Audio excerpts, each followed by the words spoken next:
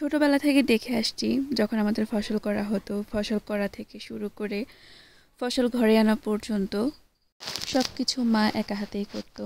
শুধু আমরা মাকে টুকটাক সাহায্য করতাম।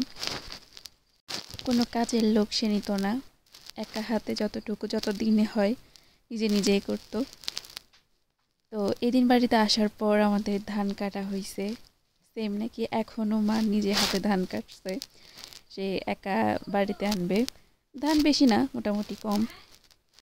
তো আমরা সবাই মিলে মাকে সঙ্গ দিয়েছি যাতে করে কাজটা খুব তাড়াতাড়ি হয়ে যায়। তো এই জন্য বাবু আবার আমার কাকাতো বোন, সেও আমাদেরকে সাহায্য করছে।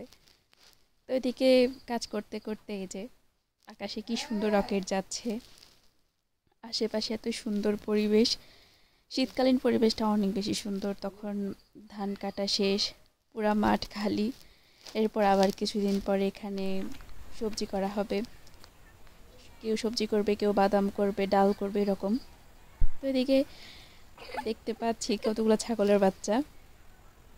এই ছাগলের বাচ্চাটাকে ধরবো বলে গেছি, তো অনেক কষ্ট করে অনেক দৌড়াদৌড়ি করে তারা এত চালাক, মানে এত ধরতে গেছি ধরতে পারতেছিলাম না। তো লাস্ট পর্যায়ে ছাগলের মালিক পর্যন্ত চলে আসছে যে ছাগলগুলোকে কে দৌড়াচ্ছে। পরে দেখে হাসতেছে, পরে শেষ মুহূর্তে তাকে ধরে আনলাম। তো এগুলা শেষ করার পর বাড়িতে এসে তার পরের দিন ধান নেওয়ার কার্যক্রম হচ্ছে। আমিও মাকে সাহায্য করেছি। কোনো কাজে আমি ছোট বলে মনে করি না, সব কাজই সমান যদি সেটাকে মন থেকে করা হয়। আর সবাই মিলে যদি কাজকে সুন্দরভাবে ভাগাভাগি করা হয় তাহলে সব কাজই সুন্দরভাবে হয়। তো লাস্টে যেটা হয় এটা হচ্ছে ধান নেওয়ার পর ধান পরিষ্কার করা।